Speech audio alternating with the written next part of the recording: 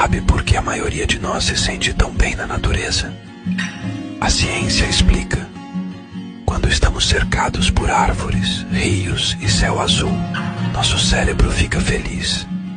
Isso acontece porque ver essas coisas ativa partes do nosso cérebro que nos deixam calmos.